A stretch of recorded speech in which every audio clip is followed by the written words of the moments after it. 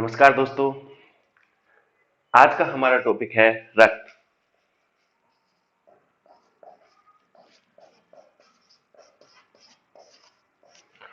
रक्त 10th class, 8th class, 9th class science book में आपको उसकी सामान्य जानकारी मिलेगी और रक्त से संबंधित क्वेश्चंस हर प्रतियोगिता परीक्षा में आपसे पूछे जाते हैं। आपकी एसएससी हो, रेलवे हो, यूपीएससी एग्जाम हो, आरपीएससी एग्जाम हो, हर परीक्षा में रक्त से संबंधित आपको क्वेश्चंस पूछे जाते हैं। उन क्वेश्चंस को हम किस प्रकार आसानी से सॉल्व कर सकते हैं, ये हम इस वीडियो लेक्चर में देखेंगे।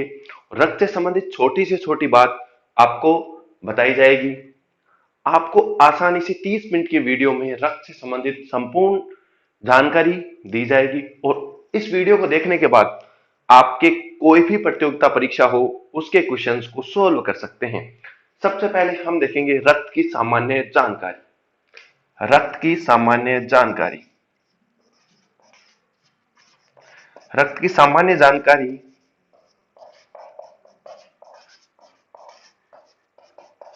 इसके बाद सबसे पहली बात तो ये होती है, रक्त का निर्माण होता कहां है। पहला पॉइंट आपका आता है अस्थि मज्जा। अस्थि मज्जा। तो सबसे पहला पॉइंट क्या आता है, रक्त की सामान्य जानकारी में रक्त का निर्माण कहां होता है, अस्थि मज्जा में। अस्थि मज्जा में। दूसरा पॉइंट, इसकी पीएच कितनी होती है, 7.4 हल्का क्षारीय। हल्का क्षारीय होता है। रक्त की पीएच कितनी होती है, 7.4। आप लोगों को पता है 7 किसकी पीएच होती है, उदासीन की, और 7 से जो कम होता है उसकी पीएच होती है एसिड की, और जो 7 से ज्यादा होता है उसकी पीएच होती है बेस की। तो रक्त कैसा होता है, 7.4 हल्का क्षारीय। तीसरी बात, लाल रंग हीमोग्लोबिन के कारण।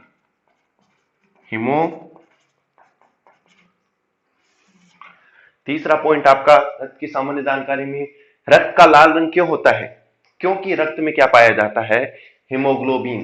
हीमोग्लोबिन नामक वर्णक पाया जाता है, इसकी वजह से रक्त का रंग क्या होता है, लाल होता है। सबसे इंपॉर्टेंट बात होती है ये, लाल रंग क्यों होता है, हीमोग्लोबिन के कारण रक्त का रंग कैसा होता है, लाल।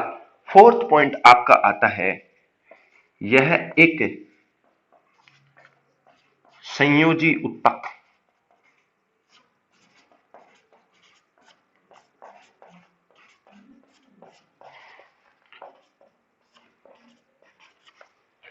यह एक संयोजी उत्तक होता है, तरल संयोजी उत्तक होता है। आप सब लोग जानते हो रक्त किस प्रकार का होता है, तरल होता है, और इसमें सबसे मेन बात यह है एक तरल संयोजी उत्तक होता है। रक्त क्या होता है, एक तरल संयोजी उत्तक होता है।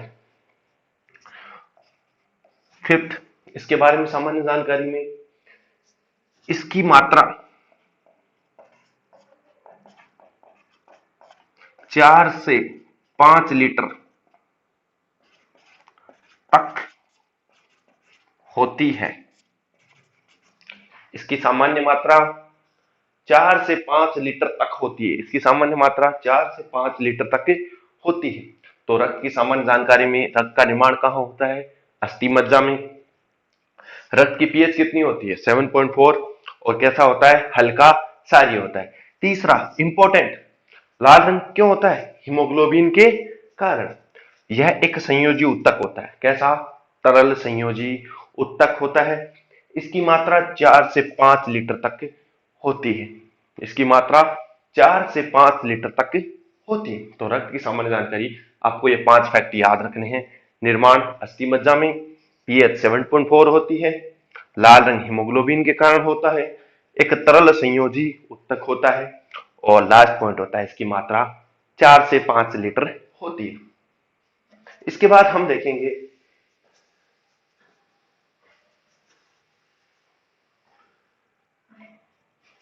रक्त का संगठन। रक्त का संगठन, कंपोजिशन ऑफ ब्लड।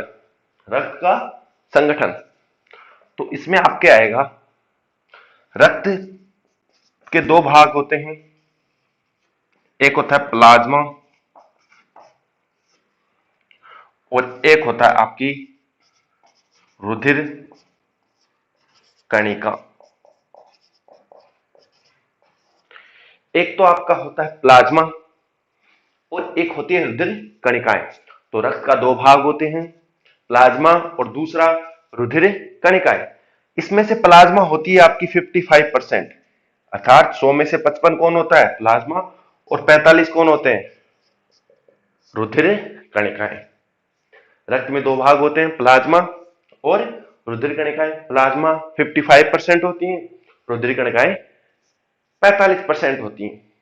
प्लाज्मा में भी दो भाग होते हैं, एक होता है अकार्बनिक व कार्बनिक और दूसरा होता है जल। इंपॉर्टेंट फैक्ट है, अकार्बनिक और कार्बनिक होते हैं 10%, इस 55% के 10%, और 90% क्या होता है आपका, जल। 90% क्या होता है आपका, जल। अकार्बनिक और कार्बनिक कितने होते हैं, 10%, और जल कितना होता है, 90%। अकार्बनिक और कार्बनिक में आपके protein, beta globin, alpha globin, gamma globin proteins पाए जाते हैं अकार्बनिक और कार्बनिक पदार्थ में। जल में आपका होता है 90%। रुधिर कणिकाएं बेसिकली सभी जानते होंगे, आरबीसी, डब्ल्यूबीसी और प्लेटलेट्स। आरबीसी, डब्ल्यूबीसी और प्लेटलेट्स। तो सभी लोगों को पता चल गया होगा, रक्त का संगठन दो भाग होते हैं, पहला प्लाज्मा, दूसरा रुधिर कणिकाएं। प्लाज्मा में होता है अकार्बनिक व कार्बनिक जल, ये इंपॉर्टेंट फैक्ट है। कितना परसेंट होता है, 90%। जल कितना होता है, 90%। रुधिर कणिकाएं आरबीसी, डब्ल्यूबीसी और प्लेटलेट्स। रेड ब्लड का पल्स, व्हाइट ब्लड का पल्स और प्लेटलेट्स, इनको ल्यूकोसाइट भी कहते हैं, ल्यूकोसाइट भी कहते हैं। इनको इरिथ्रोसाइट, इरिथ्रोसाइट्स भी कहते हैं, इरिथ्रोसाइट्स भी कहते हैं, और इनको थ्रोम्बोसाइट्स भी कहते हैं।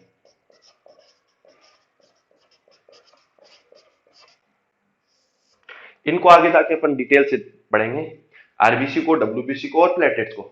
आपको ये नॉर्मल चीज याद होनी चाहिए, रक्त में दो भाग होते हैं, 55% प्लाज्मा होता है, 45% रुधिर कणिकाएं होती हैं, अकार्बनिक कार्बनिक पदार्थ होते हैं 10%, जल होता है 90%। आरबीसी और डब्ल्यूबीसी और प्लेटलेट्स तीन भाग, आरबीसी, डब्ल्यूबीसी, प्लेटलेट्स। इरिथ्रोसाइट कहते हैं, ल्यूकोसाइट कहते हैं और थ्रोम्बोसाइट्स कहते हैं। याद रहे तो ठीक है, नहीं तो कोई बात नहीं, ये आपके जनरल नॉलेज के लिए। इरिथ्रोसाइट, ल्यूकोसाइट्स और थ्रोम्बोसाइट्स, इनको कहते हैं श्वेत रुधिर कणिका, इनको कहते हैं लाल रुधिर कणिका, और ये आपकी होती है प्लेटलेट्स या बिंबाणु, प्लेटलेट्स या बिंबाणु। अब अपन आगे देखेंगे,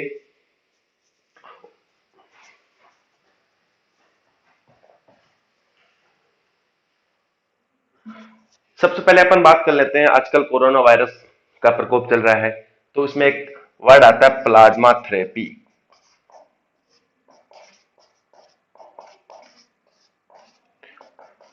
प्लाज्मा थेरेपी, दोस्तों इस प्लाज्मा थेरेपी में होता क्या है, प्लाज्मा थेरेपी में होता क्या है, प्लाज्मा थेरेपी में जो आपका संक्रमित व्यक्ति है,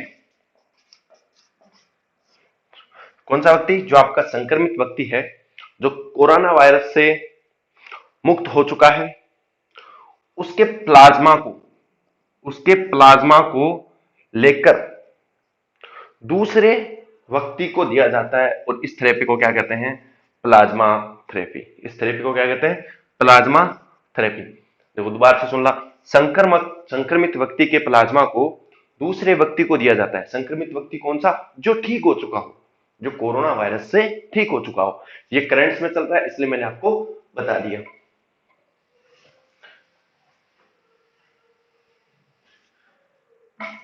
इसके बाद अपन बात करते हैं आरबीसी की। सबसे पहला पॉइंट आता है अपना आरबीसी, लाल रुधिर कणिका, लाल रुधिर कणिका। देखो सबसे इंपॉर्टेंट बात, नाम से पता चल रहा होगा लाल रुधिर कणिका, तो इनका कलर कैसा होता है? लाल। और आपको पता लाल किस कारण होता है? हीमोग्लोबिन। किसके कारण होता है? हीमोग्लोबिन के कारण। हीमोग्लोबिन के कारण। तो अपन सबसे पहले देखते हैं हीमोग्लोबिन। हीमोग्लोबिन होता क्या है? सबसे पहले अपन देखेंगे हीमोग्लोबिन क्या होता है। सबसे पहले अपन देखते हैं हीमोग्लोबिन होता क्या है। देखिए, हीमोग्लोबिन एक फेरस का संकुल यौगिक है। फेरस का एक संकुल यौगिक है। ठीक है, फेरस का संकुल यौगिक है। दूसरा पॉइंट, यह ऑक्सीजन का परिवहन करता है। ऑक्सीजन का परिवहन करता है। यह ऑक्सीजन का परिवहन करता है। तीसरा पॉइंट, ऑक्सीजन के साथ ऑक्सी हीमोग्लोबिन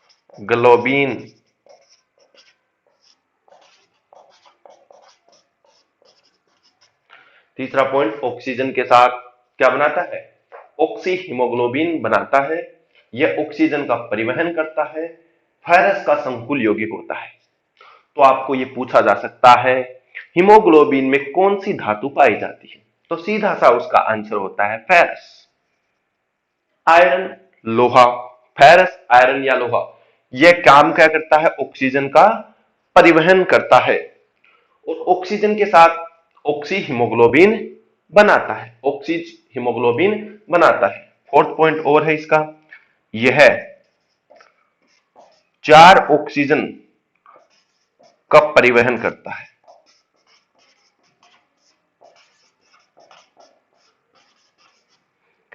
यानी एक हीमोग्लोबिन 4 ऑक्सीजन अणुओं का परिवहन करता है। 4 ऑक्सीजन अणुओं का परिवहन करता है। तो हीमोग्लोबिन के बारे में आपको डिटेल से पता चल गई होगी कि पहला बात तो लाल रंग क्यों होता है? हीमोग्लोबिन के कारण होता है। दूसरी बात, फेरस संकुल यौगिक है ये, यानी हीमोग्लोबिन कौन सी धातु से बना है?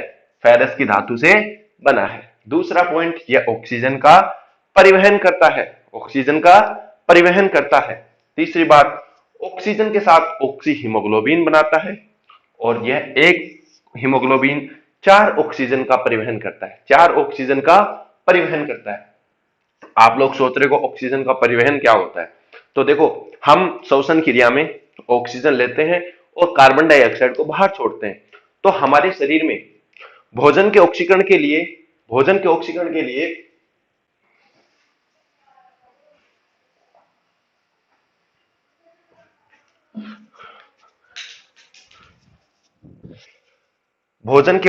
जैसे आपका भोजन होता है, उसमें ऑक्सीकरण के लिए ऊर्जा प्राप्त होती है। उसके लिए किसकी आवश्यकता होती है? ऑक्सीजन की। तो हमारे शरीर में सभी ऊतकों को ऑक्सीजन की आवश्यकता होती है और वो ऑक्सीजन पहुंचाता कौन है? वो बस कौन सी है? हीमोग्लोबिन। तो लाल रंग किस कारण होता है? हीमोग्लोबिन के कारण। और कितने ऑक्सीजन का परिवहन करता है? 4। कितने का परिवहन करता है एक हीमोग्लोबिन?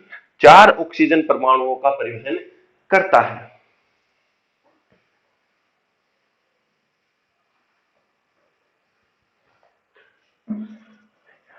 हीमोग्लोबिन की सामान्य मात्रा कितनी होती है? ये भी एक क्वेश्चन आ सकता है। क्वेश्चन पूछे जाते हैं एग्जाम में इस टाइप की।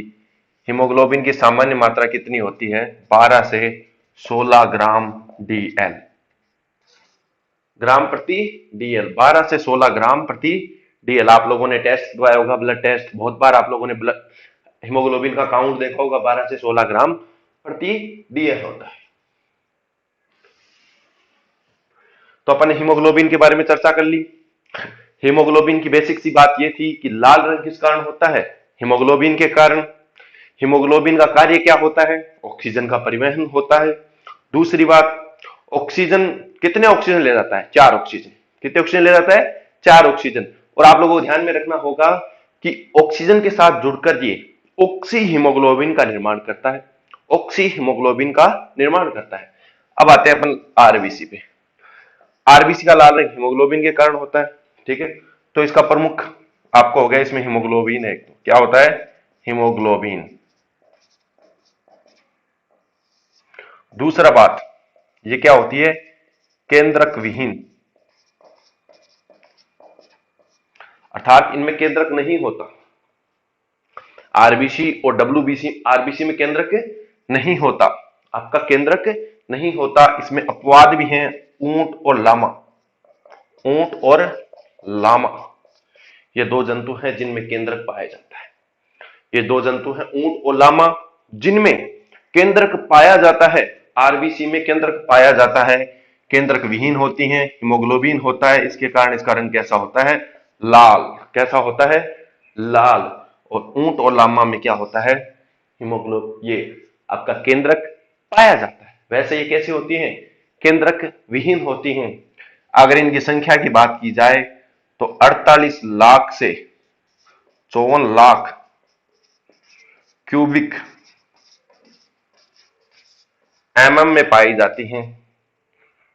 क्यूबिक एमएम में पाई जाती है, 48 से 54 लाख। सबसे इंपॉर्टेंट फैक्टर आता है इनका जीवन काल।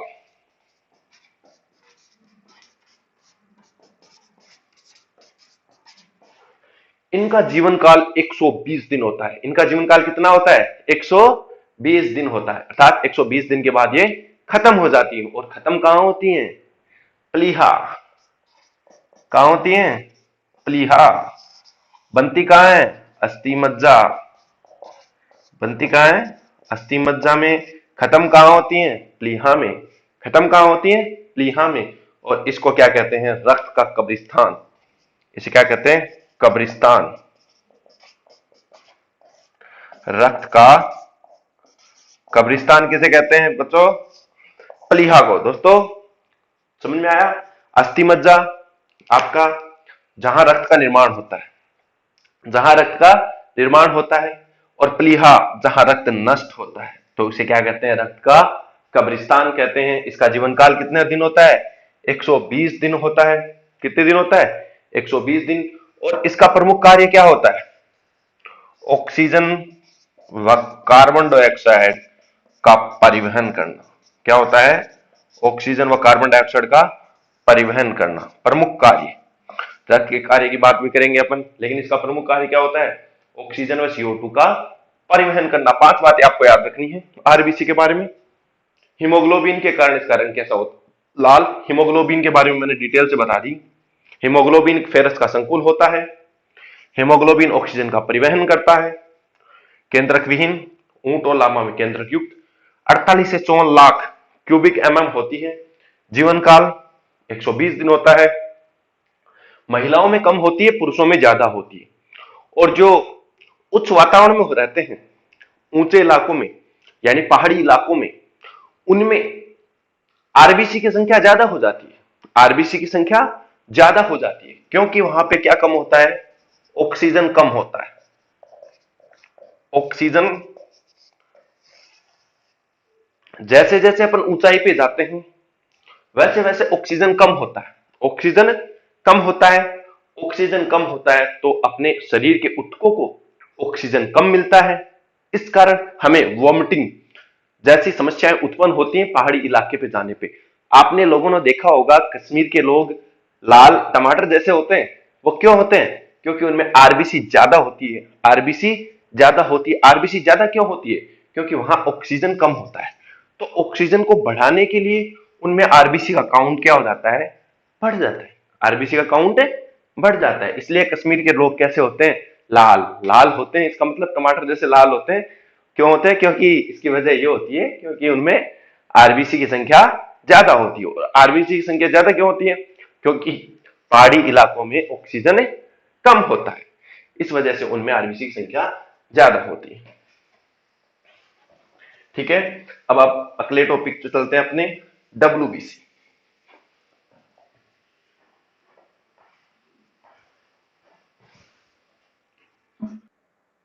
हमने आरबीसी के बारे में देख लिया था। अब देखते हैं हम डब्ल्यूबीसी के बारे में। डब्ल्यूबीसी का मतलब होता है श्वेत रुधिर कणिका। श्वेत रुधिर कणिका। अब हम देखेंगे डब्ल्यूबीसी के बारे में। इसका पूरा नाम है श्वेत रुधिर कणिका या व्हाइट ब्लड कार्पल्स। इसे ल्यूकोसाइट भी कहते हैं। ल्यूकोसाइट भी कहते हैं। इसे ल्यूकोसाइट भी कहते हैं क्योंकि इसका रंग श्वेत होता है, व्हाइट होता है, इसलिए इसे डब्ल्यूबीसी कहते हैं, व्हाइट ब्लड कार्पल्स। इसमें हीमोग्लोबिन अनुपस्थित होता है। हीमोग्लोबिन अनुपस्थित होता है।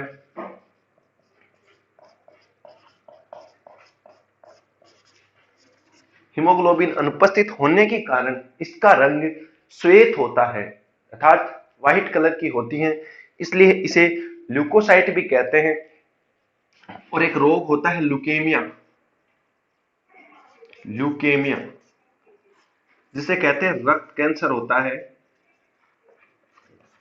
इसमें श्वेत डब्ल्यूबीसी बढ़ जाती है। डब्ल्यूबीसी बढ़ जाती है।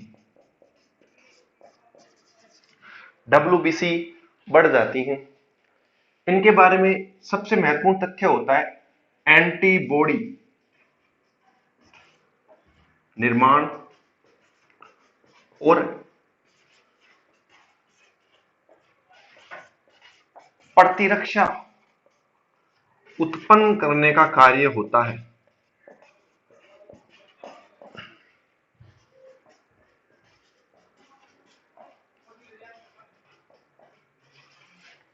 इनका प्रमुख कार्य एंटीबॉडी निर्माण या प्रतिरक्षा उत्पन्न करने का होता है। प्रतिरक्षा उत्पन्न करने का होता है। अब हम देखेंगे इसका वर्गीकरण। इसका वर्गीकरण डब्ल्यूबीसी का वर्गीकरण कैसे होता है और किस प्रकार से किया जा सकता है।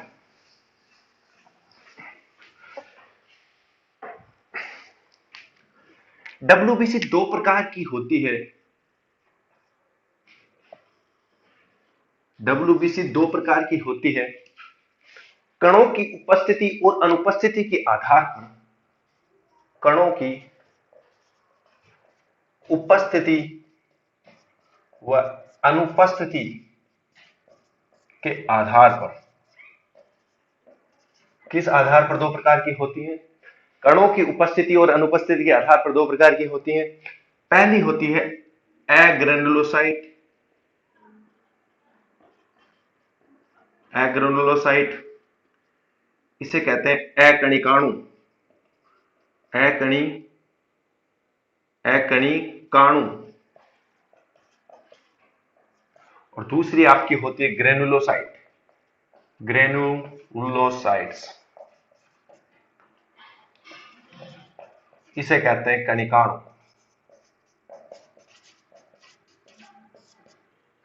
एग्रेनुलोसाइट्स इनमें कण अनुपस्थित होते हैं, यानी उपस्थित नहीं होते। दूसरा होता है ग्रेनुलोसाइट्स, इसमें कण अनुपस्थित होते हैं। ये दो प्रकार की होती है। एक होती है लिम्फोसाइट और दूसरी होती है मोनोसाइट्स। मोनोसाइट। एक होती है लिम्फोसाइट। लिम्फोसाइट भी दो प्रकार की होती है, बी लिम्फोसाइट और आपकी टी लिम्फोसाइट। बी लिम्फोसाइट और टी लिम्फोसाइट्स। ग्रेनुलोसाइट्स तीन प्रकार की होती हैं। ग्रेनुलोसाइट्स कितने प्रकार की होती हैं? तीन प्रकार की होती हैं। उसमें सबसे पहले आती है न्यूट्रोफिल्स। न्यूट्रोफिल्स। और जो आपकी दूसरी आती है बेसोफिल्स। बेसोफिल्स। और जो आपकी तीसरी आती है वो आती है इओसिनोफिल्स। इओसिनोफिल्स।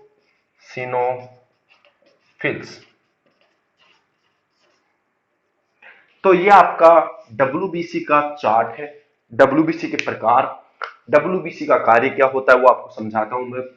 डब्ल्यूबीसी प्रमुख कार्य होता है प्रतिरक्षा उत्पन्न करना।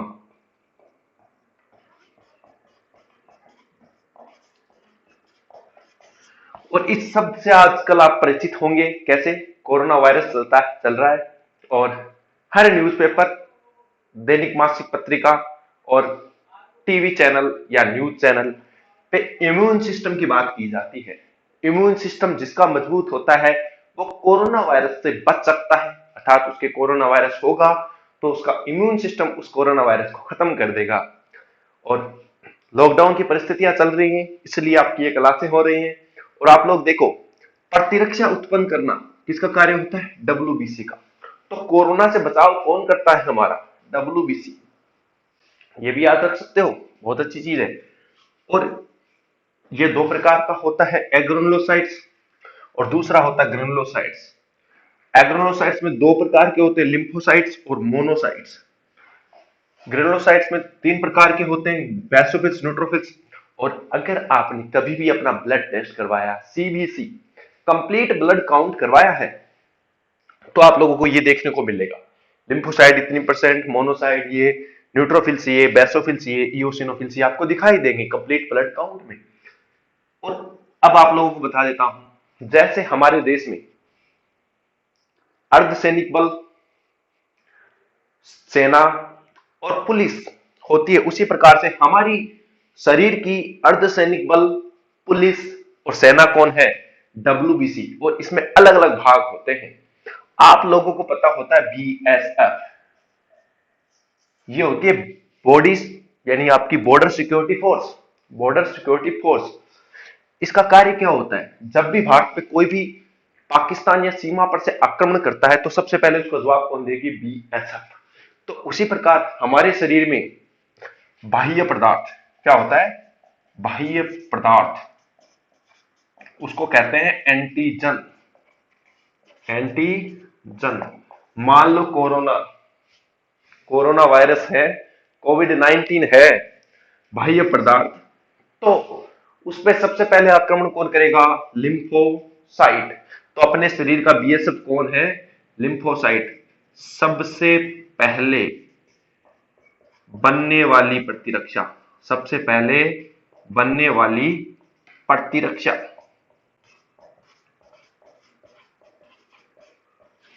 सबसे पहले बनने वाली प्रतिरक्षा कौन सी है दोस्तों? लिम्फोसाइट। कौन सी है? लिम्फोसाइट। सबसे पहले बनने वाली प्रतिरक्षा कौन सी है? लिम्फोसाइट, अर्थात आप इसको आसानी से समझ सकते हो, बीएसएफ। दूसरी होती है आपकी मोनोसाइट, ये होती है महाभक्षक, महाभक्षक कोशिकाएं, अर्थात ये शरीर में घूम घूम कर ढूंढती हैं और उनको गोली मार देती हैं, उनको खत्म कर देती हैं, मोनोसाइट्स। और ऐसे ही न्यूट्रोफिल्स है, ऐसे ही बेसोफिल्स है और ऐसे ही इओसिनोफिल्स है। जब शरीर में संक्रमण होता है, बुखार, तो इनकी संख्या बढ़ जाती है, इनकी संख्या बढ़ जाती है, इसीलिए हमारी सीबीसी करवाई जाती है, कंप्लीट ब्लड काउंट करवाया जाता है दोस्तों। और शरीर में सबसे ज्यादा कौन होती है? न्यूट्रोफिल्स। सबसे ज्यादा संख्या में न्यूट्रोफिल्स होती हैं, सबसे ज्यादा संख्या में होती हैं। कौन सी होती हैं? न्यूट्रोफिल सबसे ज्यादा संख्या में होती हैं। लिम्फोसाइट सबसे पहले उत्पन्न होने वाली आपकी प्रतिरक्षा होती है, प्रतिरक्षा होती है, सबसे पहले बनने वाली प्रतिरक्षा कौन सी है? लिम्फोसाइट्स। और तो आप बता सकते हो सबसे पहले कौन बनेगी? लिम्फोसाइट। और सबसे ज्यादा संख्या में कौन होगी? न्यूट्रोफिल्स होंगी सबसे ज्यादा संख्या में। अब अपन आगे चलते हैं और देखते हैं प्लेटलेट्स के बारे में। तीसरा हमारा टॉपिक है प्लेटलेट्स।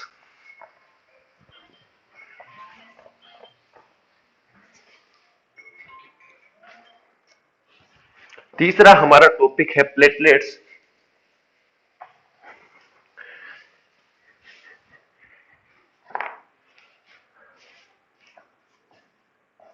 प्लेटलेट्स बहुत ही शानदार चीज है ये भी। इसको हिंदी में कहते हैं बिम्बाणु, और इसका एक और नाम है, इसे कहते हैं थ्रोम्बोसाइट्स। थ्रोम्बोसाइट्स, थ्रोम्बोसाइट्स, ये भी क्या होती है?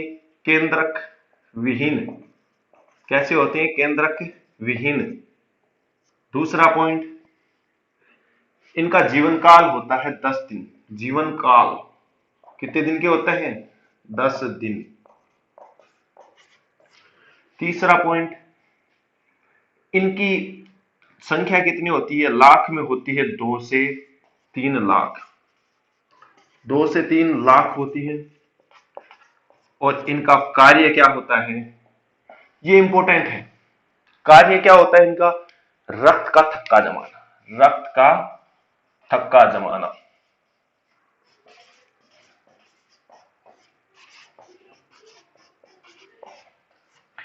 ये आपको याद रखना है। प्लेटलेट्स का कार्य क्या होता है? रक्त का थक्का जमाना। अर्थात कोई भी व्यक्ति अगर चोटिल होता है दुर्घटना के कारण या किसी कारणवश, तो सबसे पहले उसके चोट लगेगी तो रक्त का थक्का कौन जमाएगा? प्लेटलेट्स। अगर इनकी संख्या कम होगी तो उसका रुधिर प्रवाह होता रहेगा और रोगी को जान से मरने का खतरा भी हो सकता है, अर्थात व्यक्ति की मृत्यु भी हो सकती है। रक्त का थक्का जमाने का कार्य कौन करता है? प्लेटलेट्स। और इसको थ्रोम्बोसाइट क्यों कहते हैं? क्योंकि ये किसको चेंज करता है? प्रोथ्रोम्बिन। जो आपके